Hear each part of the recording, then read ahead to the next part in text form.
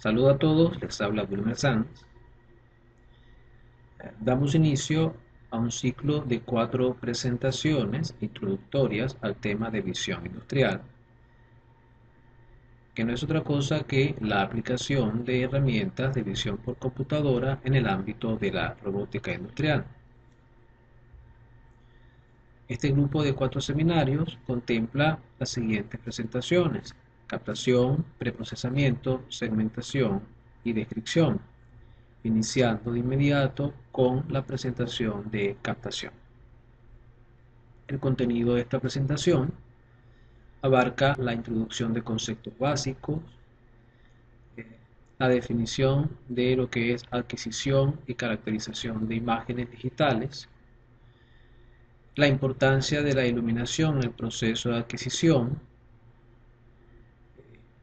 el estudio superficial introductorio acerca de las transformaciones en el espacio homogéneo y la transformación de perspectiva como fundamento matemático para el abordaje del estudio de la geometría de formación de imágenes digitales, y la definición de conceptos que relacionan o permiten establecer relaciones entre píxeles, lo cual es fundamental para la definición de formas, el reconocimiento de formas y de objetos dentro de las imágenes digitales. Y esos conceptos son el de vecindad, adyacencia, conectividad y distancia. Iniciamos por el recordatorio de que las ondas electromagnéticas se forman por la superposición de un campo eléctrico y un campo magnético, y abarca todo un conjunto de radiaciones que se propagan a la velocidad de la luz. Este grupo de radiaciones es lo que se conoce como el espectro electromagnético y va desde los rayos gamma hasta las ondas de radio, pasando en orden creciente por su longitud de onda, por los rayos X, la radiación ultravioleta, la luz visible, la infrarroja y las microondas. Una pequeña franja del espectro electromagnético es la que puede ser captada por el ojo humano, la franja visible, en el orden de los micrómetros o micrómetros en lo que respecta a su longitud de onda.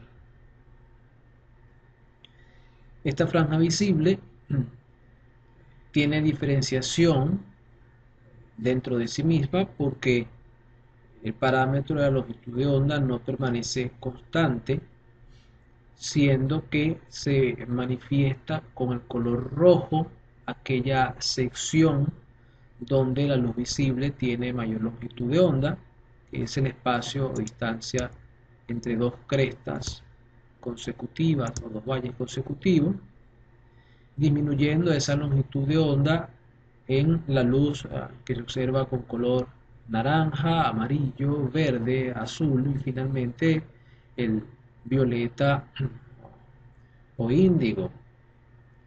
Y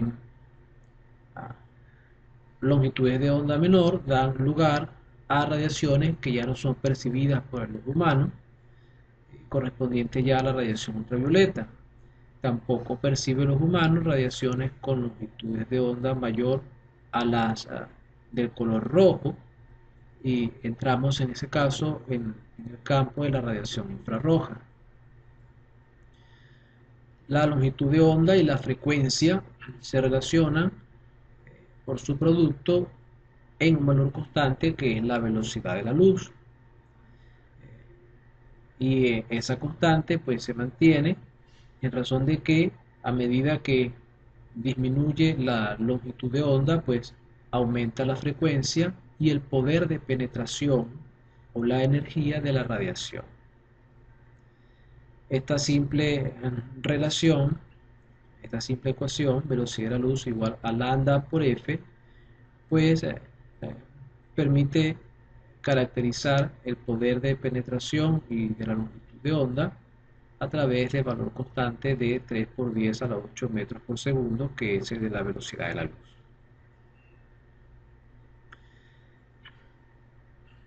La radiación lumínica proviene del Sol y al incidir sobre un objeto cualquiera suceden cuatro posibles respuestas a esa incidencia de la energía luminosa sobre el objeto. Todos los objetos manifiestan una fracción de estas respuestas que vamos a describir. Ninguno lo hace totalmente dentro del ámbito de un tipo de respuesta.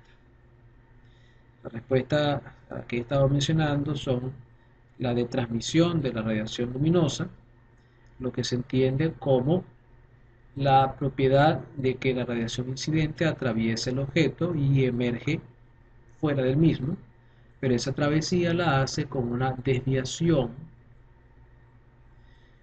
de lo que es su ángulo de incidencia medido con respecto a una recta normal sobre la superficie del objeto.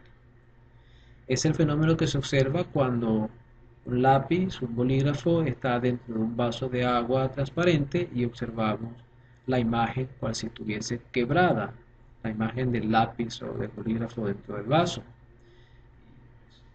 Eso se debe al proceso de refracción. Las leyes de Snell explican dicho proceso y la relación de los ángulos de la radiación incidente y la radiación refractada y también la que emerge. Cuando la superficie del objeto sobre el cual incide la radiación luminosa es altamente pulimentada, cual si fuese un espejo por ejemplo, un haz de radiación incidente se refleja con un ángulo idéntico respecto a la normal, al ángulo con el cual incidió. También esto explicado dentro de las leyes de óptica de Snell. Siguiendo hacia abajo encontramos el llamado fenómeno de absorción, que puede resumirse como la transformación de la energía incidente del objeto en otro tipo de energía, regularmente es calor, y se devuelve como esa nueva forma de presentación de energía al mundo exterior, como emisión de calor. El objeto se calienta, por lo que decimos que absorbe la energía de la radiación luminosa. Y finalmente tenemos al fenómeno de scattering o dispersión, que consiste en la reflexión esférica, digámoslo así, de la radiación incidente por el hecho de que en la superficie del objeto ha de haber irregularidades con dimensiones semejantes a la de la longitud de onda de la radiación que incide. Entonces, en una esfera la luz se dispersa y se devuelve al exterior, pero no como un único haz, como es el caso de la reflexión total. Pues bien, todos los objetos, sea un vidrio, una superficie pulimentada, o cualquier otro tipo de objeto parcialmente transparente o opaco, o que presente irregularidades en su superficie, como dijimos, de dimensiones semejantes a la longitud de onda de la radiación incidente, poseen o manifiestan parte de estas cuatro respuestas a la radiación que incide. No hay un cuerpo negro perfecto que absorba toda la energía y la devuelva en forma de calor. No hay un espejo perfecto que no se caliente. No hay un objeto semi opaco o transparente que refracte toda la luz sin que absorba algo de esa energía, se caliente o refleje algo, ni uno que disperse completamente sin que ocurra otro de los fenómenos que hemos descrito. Y la forma en que nosotros podemos captar estos fenómenos que ocurren en el objeto sobre el cual incide la radiación luminosa, se extrapola las capacidades del ojo humano a través de un sensor apropiado. Así el fenómeno de la incidencia de la energía luminosa es sensado por un sistema que se resume en esta gráfica eh, y que tiene como producto la formación de una imagen. Ese sensor, como se anticipa aquí claramente, no es otro que una cámara.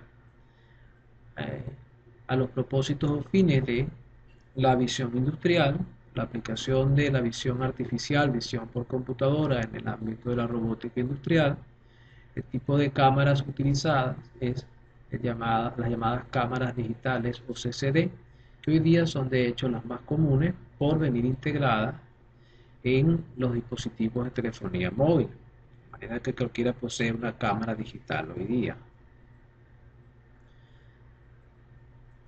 Lo que emerge o resulta de la cámara digital es una imagen. Esta imagen, en realidad, podemos comprenderla como una organización matricial de puntos. Y esos puntos son llamados píxeles. Entonces, los píxeles podemos definirlos cualitativamente por lo que observamos en esta ampliación del ojo de esta imagen. Y son cada uno de los cuadritos que aquí pueden discriminarse. Una sección dentro del ojo, en la pupila, muestra que cada uno de esos cuadritos tiene asociado un número.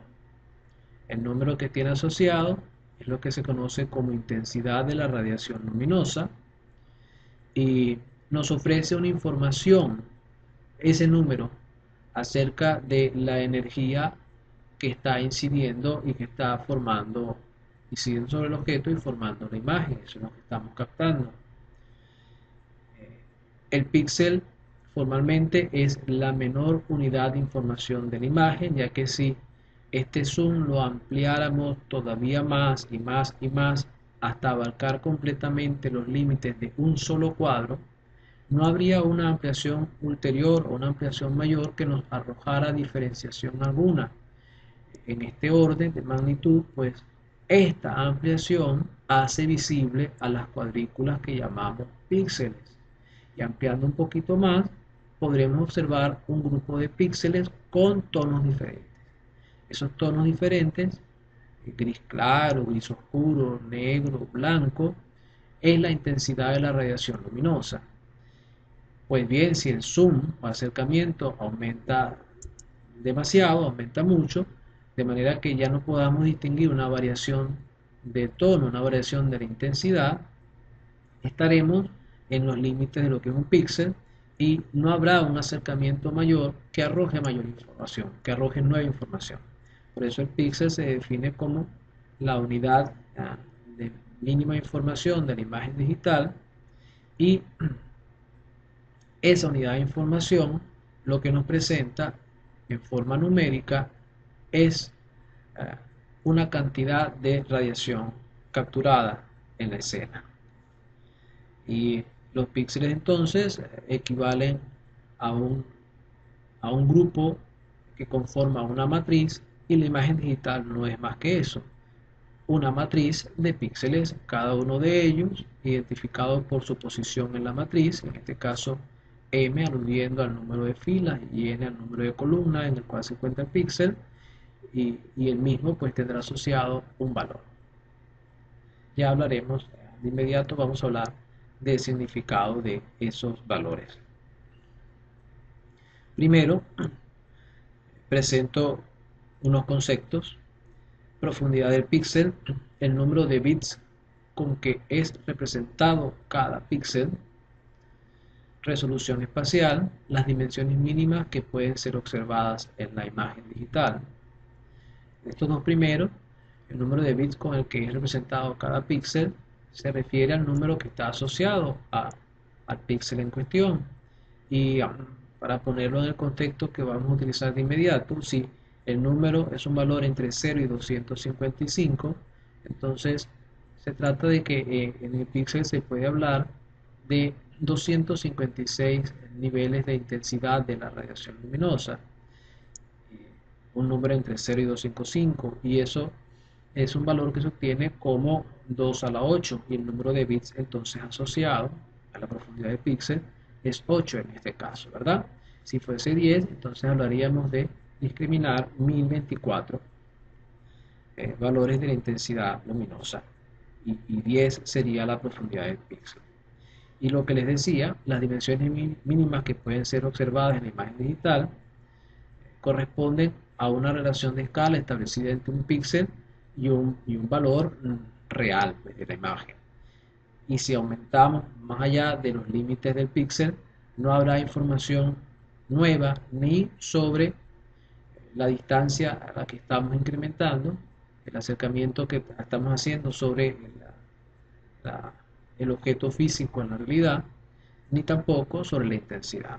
Entonces, un píxel establece como una relación de escala una dimensión mínima que puede ser observada en la imagen, y no podemos discriminar dimensiones, otras dimensiones, por lo que es la unidad informativa de lo que representa el píxel. La resolución espectral nos habla del rango del espectro electromagnético que va a ser representado en la imagen digital, lo que nos da a entender de una vez que no solamente se capturan imágenes dentro del rango de la luz visible, sino que hay objetos que se estudian y caracterizan en imágenes dentro del infrarrojo, el ultravioleta, inclusive en rayos X, y se puede hacer un mapeo o representación en el visible, en el campo visible, para que nosotros podamos entenderla, pero la captación pues no ocurre dentro de la radiación visible, y puede entonces hablarse de una resolución del espectro distinta de la franja visible. Y la resolución temporal identifica la separación en tiempo entre la toma de dos imágenes consecutivas, y está claro que esto es lo que da lugar al concepto de video, ¿no? Ya que un video se conforma por la sucesión de imágenes capturadas de acuerdo con una cantidad de las mismas por unidad de tiempo.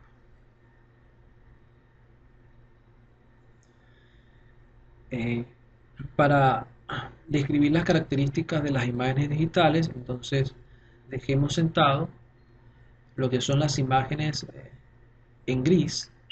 Hablaremos en estas presentaciones de imágenes con 256 niveles de gris, que van desde el negro absoluto, al cual asociamos el valor 0, aquí en el fondo de esta escala, hasta el blanco absoluto, al cual asociamos el valor 255.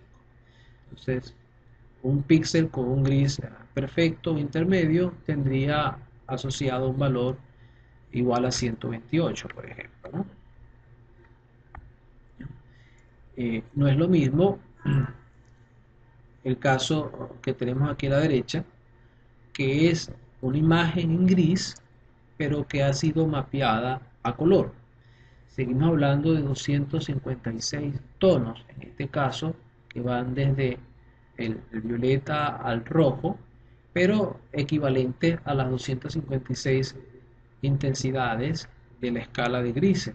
Esto no es una imagen en color, esto es una imagen con resolución espectral de 8 bits, la cual se diferencia de una imagen en color porque hay varios sistemas de tratamiento del color. El más famoso de ellos es el que compone a la luz en tres colores primarios, el rojo, el verde y el azul, ese llamado sistema RGB, y en este caso las imágenes se conforman por una mezcla de 256 niveles de rojo, 256 niveles de verde y 256 niveles de azul. Esta sería una imagen con una profundidad de 24 bits, tres grupos de 8 para los tres colores primarios, rojo, verde y azul. La característica del color, entonces, como les dije, se estudia en distintos sistemas. El llamado RGB es el más popular, fracciona en tres dimensiones las componentes del color, todos los tonos existentes, y nos permite estudiar una imagen en color como tres subimágenes, como las que se observan aquí abajo. Por ejemplo, esta es la subimagen en rojo, esta es la subimagen en verde, subimagen en azul, que en lugar de colorearlas con tonos rojizos, rosados y rojos intensos, pues la coloreamos en gris. ¿Qué es lo que podemos entender acá? Las zonas más claras son aquellas que corresponden en la imagen del color a la presencia de píxeles con mayor componente rojo, y las zonas más oscuras aquellas donde hay ausencia casi completa de píxeles rojos. Aquí en la subimagen verde, pues es lo mismo, las zonas más claras corresponden a la presencia de píxeles verdes. Por ejemplo, aquí la antepenúltima franja de esta aura de 7 colores aparece con un tono mucho más claro acá. ¿Okay? Y la subimagen azul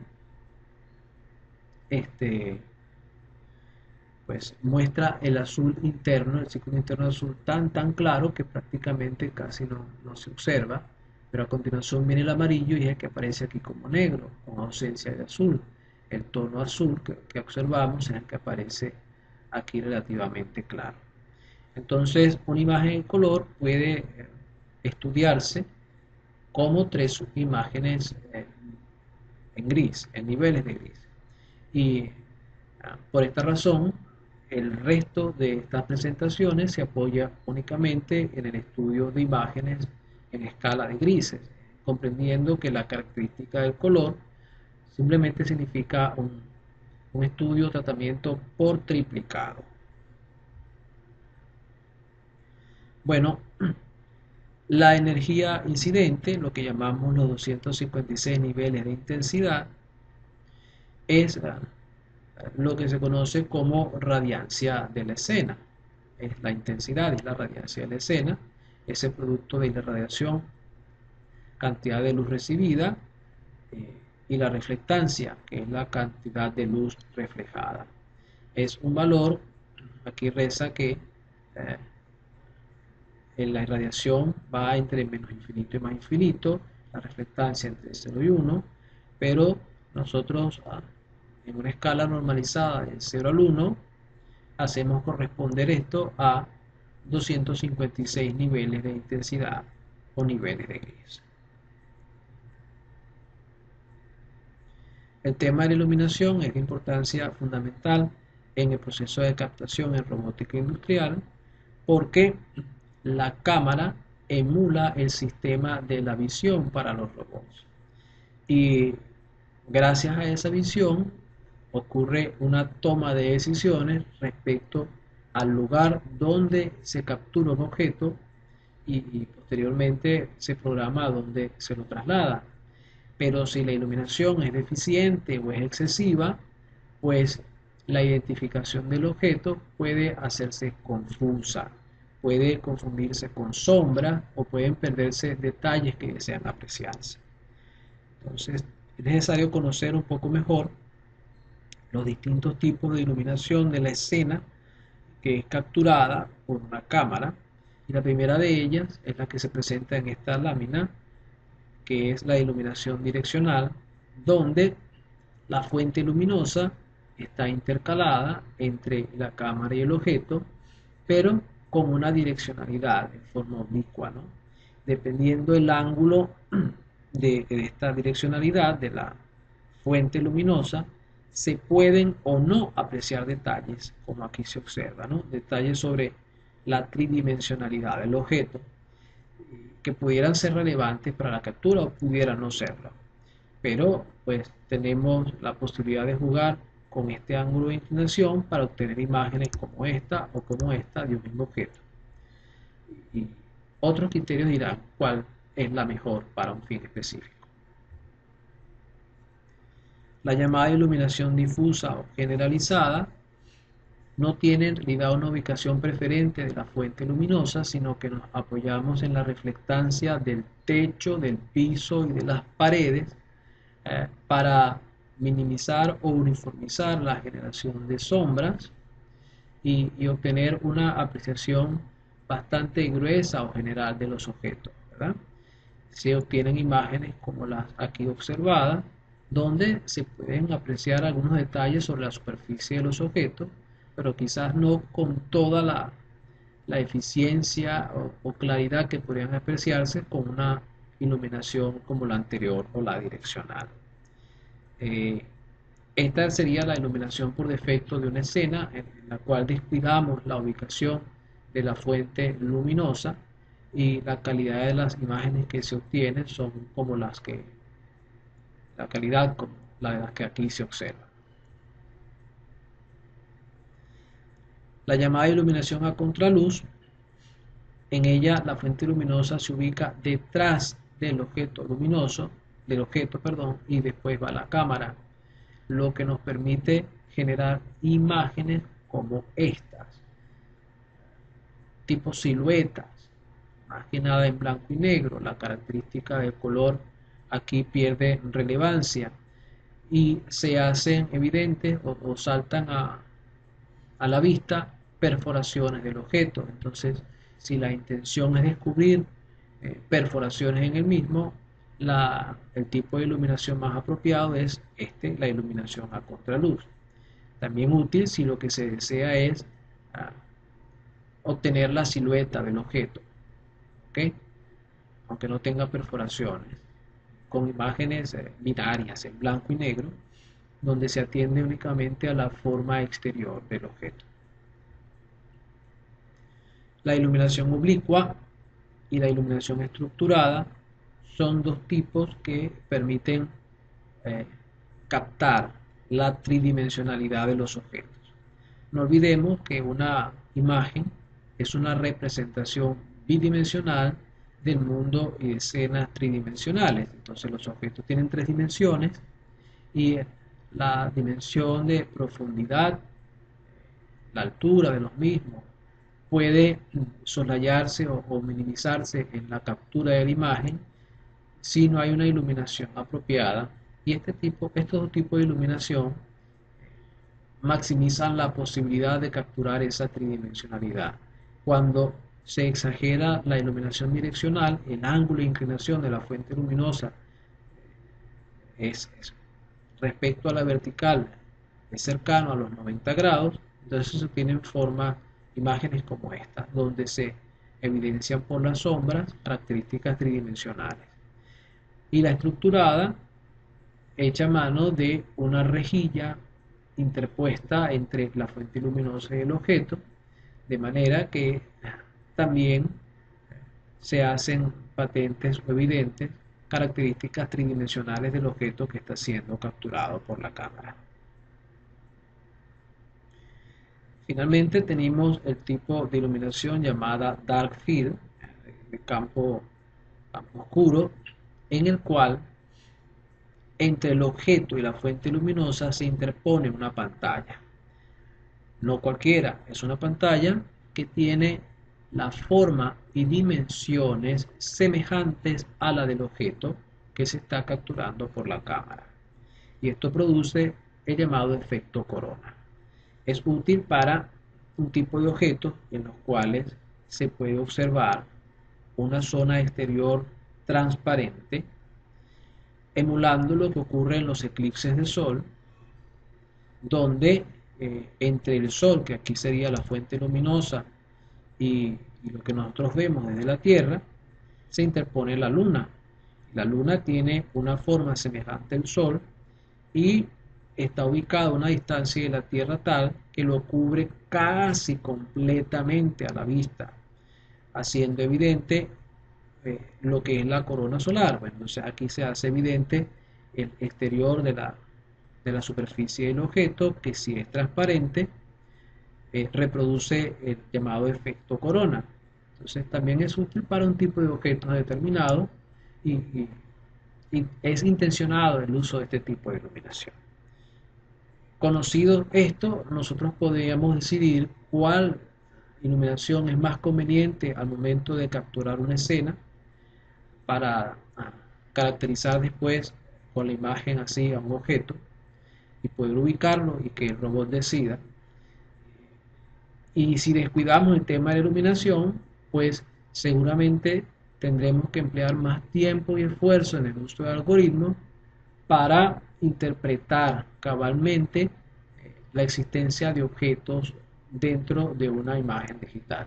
Eso se facilita por la iluminación bien elegida e intencionada. Hablemos ahora de la geometría de formación de las imágenes digitales. Aquí se hace la introducción de las llamadas transformaciones homogéneas, un tema que los estudiantes pues, de robótica industrial conocen con anterioridad a un punto como el que estamos tratando, en el cual un punto cualquiera, coordenadas x, y, z grandes, en un sistema cartesiano, se define no solo mediante los tres valores x, y, z, los tres parámetros, distancias escalares, sino que se le añade además un factor de escala 1, lo que permite manipularlo como un vector de 4 filas, una columna. Esto se conoce como la representación en el espacio homogéneo de un punto, y a esa representación en el espacio homogéneo se le aplican transformaciones, aquí simbolizadas por la letra A, y esas transformaciones, de acuerdo con el contenido de las matrices que representa la letra A, tienen efectos netos sobre el punto en cuestión. Si la transformación es como la que aquí se observa, se habla de una transformación de traslación, ya que el producto de esta matriz por este vector tiene como consecuencia lo que se obtendría al sumar el vector de coordenadas x, y, z con un vector de coordenadas x0, y0 y z0, lo que equivaldría a un desplazamiento del punto. En este caso, los 9 primeros elementos conforman lo que se llama submatriz de rotación, y en la transformación de traslación sabemos que es la identidad, indicando que no hay rotación. Debajo de la submatriz de rotación tenemos un vector nulo, que es el llamado vector de perspectiva, y este 1 es el factor de escala. Entonces, la transformación en el espacio homogéneo representa, en matrices 4x4, representa a transformaciones en el espacio euclidio, que esas transformaciones en el espacio euclidio pueden incluir cambios en la orientación, lo que es la rotación, o traslados o desplazamientos, que se representan aquí por este vector x0, y0, z0. Si la submatriz de rotación tiene esta forma, entonces aplicar esta matriz de 4x4 sobre un vector en el espacio homogéneo tiene como fruto caracterizar o describir una rotación en torno al eje X, un ángulo alfa. Destacable aquí el hecho de que el vector de traslación es nulo, no hay traslación sino una rotación pura, un ángulo X, un ángulo alfa alrededor del eje X, en este caso un ángulo beta alrededor del eje Y, y en este caso un ángulo teta alrededor del eje Z. No tiene gran relevancia para esta introducción el uso de transformaciones en procesamiento digital de imágenes, más que para pasar a la siguiente, que es la llamada transformación de perspectiva. En esta representación tenemos a la lente de la cámara digital que captura la imagen y un punto del objeto que estamos capturando. Ese punto tiene coordenadas x grande, y grande, z grande respecto al origen de un sistema XY definido en el plano de formación de la imagen. Dentro de la cámara, todo este espacio que estoy señalando acá, dentro de la cámara, se forma la imagen en un plano. Y esta es la reproducción del fenómeno de la visión en el ojo humano, donde la córnea hace una especie de, hace las veces de un lente colimador, y la imagen se forma en la retina. Y sucede dentro de las cámaras como sucede dentro del ojo humano, que un punto cualquiera es representado por otro punto en el plano de formación de la imagen, y respecto al origen del sistema XY dentro de este plano, ese punto tiene coordenadas X pequeña y Y pequeña. Respecto a este origen, el punto del objeto, el punto físico, tiene coordenadas X grande, Y grande y Z grande. Pues bien, la coordenada Z, la distancia con la que se está capturando el punto y lo que da información acerca de la tridimensionalidad del objeto, se pierde en la imagen que tan solo posee coordenadas X pequeña, Y pequeña. Pero un estudio de relación de triángulos permite determinar que la X pequeña se relaciona con la X grande por esta ecuación y la Y pequeña se relaciona con la Y grande por esta ecuación. Es simple relación de triángulo. Interviene aquí el parámetro lambda, que es un parámetro de construcción de la cámara, y no es otro que la distancia de la lente al centro del plano de formación de la imagen. Entonces, si por ejemplo en el caso de las X analizamos este triángulo que estoy tratando de delinear acá, triángulo rojo, y este otro triángulo rojo, pues tendremos que la X grande, que es esta, este cateto que está acá, es a esta distancia lo que la X pequeña es a lambda. Entonces el cociente entre X pequeña y lambda es el cociente de este cateto y este cateto, aquí está, es el mismo cociente que entre la X grande y este cateto. Pero este segundo cateto es la distancia Z, medida desde aquí hasta acá, la coordenada Z del objeto, menos lambda, medida aquí, ¿verdad? Z menos lambda es este cateto. Entonces el cociente de X grande entre Z menos lambda es igual al cociente de X y lambda. Aparece aquí un signo negativo porque esta X está en el semieje positivo y esta X pequeña en el semieje negativo. Entonces habla acerca de la inversión de la imagen, que es más pequeña e invertida en el plano de la imagen que la imagen real, que el objeto real. Y en función de lambda, que es un parámetro de construcción de la cámara, y la distancia del objeto, relacionamos la X pequeña y la X grande. De la misma manera relacionamos la Y pequeña y la Y grande, pero no existe la posibilidad de relacionar a una Z pequeña con la Z grande. Y ese es el tema que se aborda a través de la llamada transformación de perspectiva.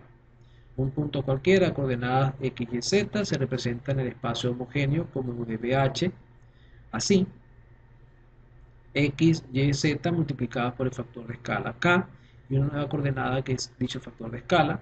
Y ahora se le aplicará la transformación de perspectiva, que incluye una submatriz de rotación igual a la identidad, es decir, no hay rotación, un vector de traslación nulo, no hay traslación, pero ahora el vector de acá abajo, el vector fila, que en las transformaciones tradicionales es nulo, no lo es más.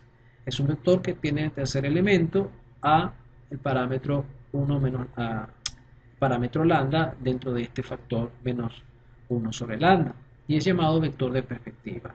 Cuando se aplica esta transformación a un punto definido en el espacio homogéneo, se obtiene este vector resultante.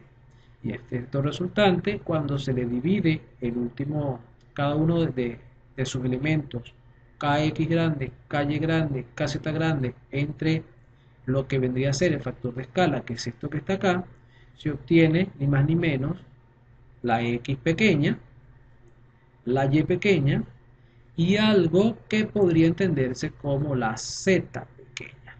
Entonces no existe tal cosa como una z pequeña, pero a través de la transformación de perspectiva podemos obtener una representación cuantitativa de la tridimensionalidad de los objetos. ¿Ok? Pues ya, este es el tema de introducción a la transformación de perspectiva.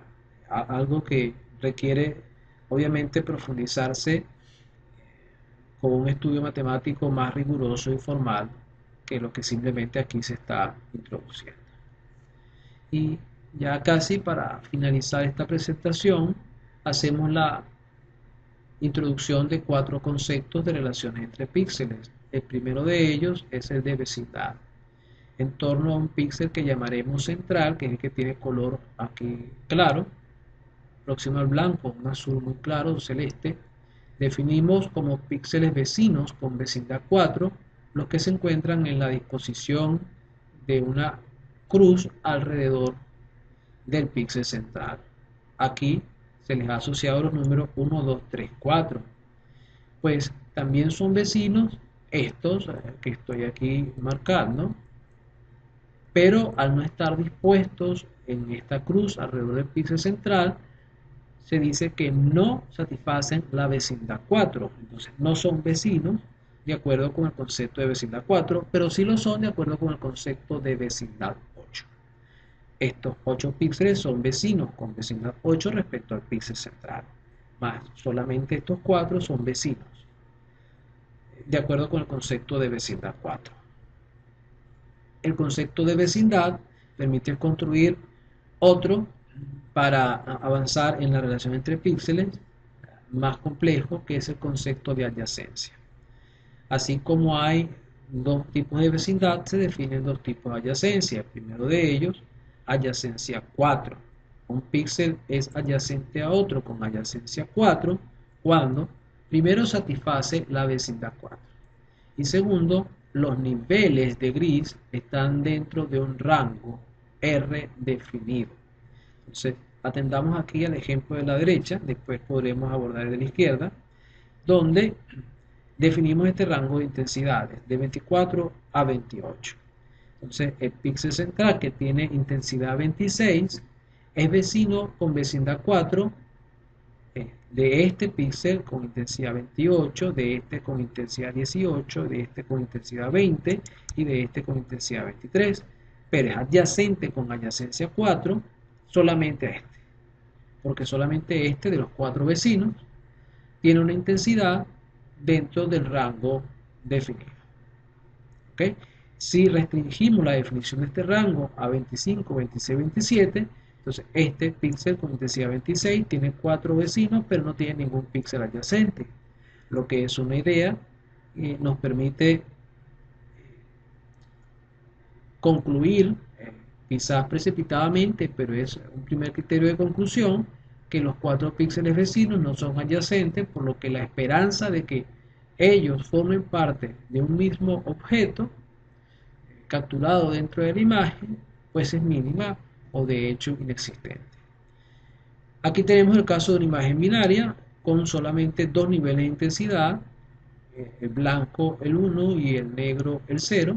Entonces el rango solamente puede ser definido como 0, 1 o 0 y 1. Así definido como 1, respecto al píxel central que tiene intensidad 1, solamente estos tres son adyacentes. Este otro es vecino, pero no es adyacente. Y si hablamos de vecindad 8, entonces definimos a la adyacencia 8 de manera similar al de adyacencia 4, pero aquí priva el concepto de vecindad 8. Entonces, en este ejemplo, el píxel central con intensidad 26 es adyacente a estos tres de arriba, porque ellos son vecinos y sus intensidades están dentro del rango que se ha definido para relacionar los píxeles. No así los que no están resaltados. Son vecinos pero no adyacentes. ¿Cuándo elegir un criterio u otro para relacionar píxeles? Un concepto, de adyacencia 8, adyacencia 4. Se puede ensayar con ambos y a la luz de los resultados obtenidos, juzgar si fue buena la utilización del criterio, del concepto, o la identificación de objetos fue deficiente, entonces aplicamos otro para ver si se mejoran los resultados. Pero avanzando en complejidad de los conceptos para relacionar píxeles, tenemos el de conectividad. Una sucesión de píxeles adyacentes partiendo del píxel P al Q, cada uno de ellos identificado por su posición XY dentro de la matriz, se dice que el píxel P y el píxel Q están relacionados por un camino si desde el primero al último no se interrumpe la cadena de adyacencias. Entonces, en este ejemplo, yo defino el rango de intensidades del 1 al 3, 1, 2 y 3, y hablo de adyacencia 8. Entonces, el píxel P, que tiene intensidad 1, tiene a este píxel 2 como adyacente, y este tiene como adyacente a este píxel de intensidad 3, y este tiene como adyacente al píxel de arriba y este al píxel de la derecha. Entonces podemos seguir este camino ininterrumpido de adyacencia para relacionar, o bien este directo, ¿no?, al píxel P con el píxel Q. Si con este mismo rango yo utilizara no adyacencia 4, no adyacencia 8, sino adyacencia 4, entonces este píxel con intensidad 2 no estaría relacionado con este, tampoco lo está este con intensidad 0 ni este otro, y no habría forma de relacionar al píxel P con el píxel Q, porque se rompe la cadena de adyacencia. Entonces, si yo utilizo este sistema, este concepto de conectividad para buscar un camino entre P y Q con adyacencia 4, el camino no lo encuentro. Y es posible que el sistema de identificación diga que este píxel Q y el píxel P pertenecen a objetos diferentes. Y así me lo denote. Pero si utilizo adyacencia 8, establece un camino y el sistema podría relacionarlos como ambos pertenecientes al mismo objeto. Aquí algunas definiciones para ir cerrando. Si ese es un subconjunto de píxeles de una imagen, dos píxeles P y Q están conectados en ese subconjunto S si existe un camino entre ellos, conformado por píxeles del mismo subconjunto. Es lo que decíamos, están conectados si hay un camino. Si R es un conjunto de píxeles de una imagen, ese conjunto constituye una región si todos sus píxeles están conectados. Por ejemplo, en la imagen previa, si yo añado este rango de intensidad es un 0, entonces hay múltiples caminos entre P y Q y todos estos píxeles que estoy considerando están conectados y conformarían una región. Y se llama frontera o contorno de la región R a los píxeles que tienen por lo menos un vecino que no pertenece a R. Cuando estamos en el borde de un objeto, entonces los píxeles que están en la frontera del objeto ya no se conectan, y esos son los que definen la frontera del mismo, lo que discrimina al fondo del objeto de la imagen de la escena. Y por último, como otro concepto para relacionar píxeles, tenemos a la distancia. En primer término, a la llamada distancia euclidia. Se considera aquí dos píxeles, en este caso 3, pero para esta definición basta 2, P y Q, con coordenadas x, y, st, primera coordenada x, primera coordenada s de los píxeles P y Q respectivamente, segundas coordenadas y y t. Entonces la distancia euclidia se define de esta manera, que es la aplicación del teorema de Pitágoras a los píxeles ubicados dentro de una matriz. Y la idea sería la de utilizar una distancia máxima como esperanza de relacionar o no a dos píxeles y decir que están conectados y pertenecen por tanto a un mismo objeto o no pertenecen. No es el único criterio de distancia que puede utilizarse, sino se utiliza otro como es el de distancia 4, definido de esta forma. La distancia 4 entre píxeles P y Q es la suma de los módulos de la diferencia de su primera coordenada y su segunda coordenada. Aquí para este ejemplo tomamos al píxel resaltado por el recuadro rojo y el píxel central que tiene intensidad, que tiene definido un valor 0, perdón, que se le está asociando un valor 0, no es la intensidad. Entonces, para el píxel central, llamemos a ese píxel Q, las coordenadas dentro de esta matriz son 3, 3. Está en la tercera fila 1, 2, 3 y en la tercera columna 1, 2, 3. Este sería el píxel Q, que tiene valor 0. Mientras que este píxel, encerrado por el recuadro rojo, está en la primera fila, tercera columna.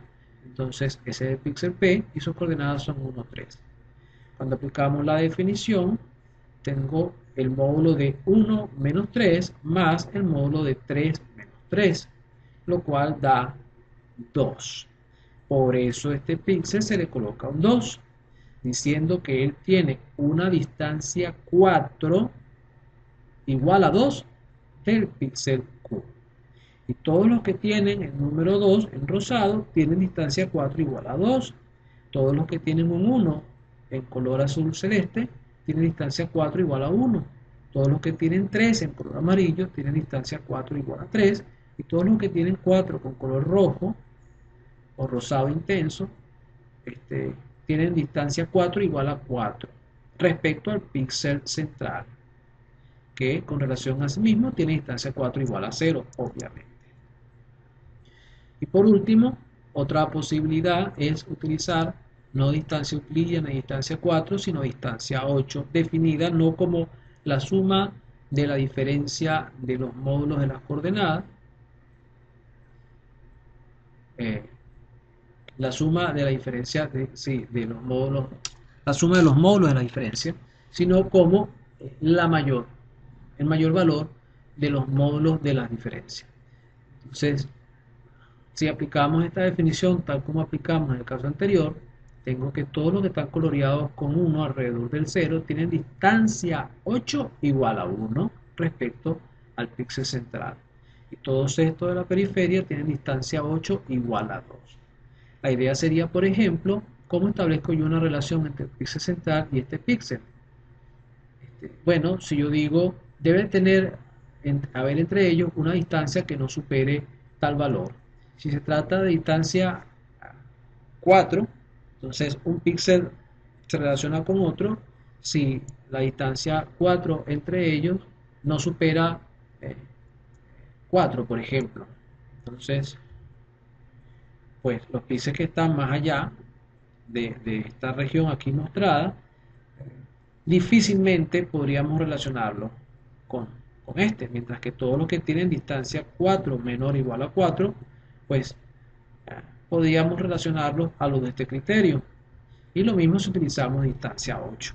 Si yo pretendería relacionar a los píxeles que están en estas posiciones respecto al píxel central y digo, pues no, voy a relacionar solo a permitir o a entender que se relacionan y forman parte de un mismo objeto los que tienen distancia 8 menor o igual a 2, todos estos quedarían por fuera y sería una relación inexistente entre ellos y el píxel central. No se trata de criterios únicos o que tengan que utilizarse, sino que forman parte de una herramienta de clasificación, de caracterización, que se ajusta de acuerdo con un dial o un control que aplica una definición u otra y genera resultados que damos por aceptables o que rechazamos. Con esto finalizamos esta primera presentación correspondiente a la captación y continuaremos en la que aborda el tema del preprocesamiento.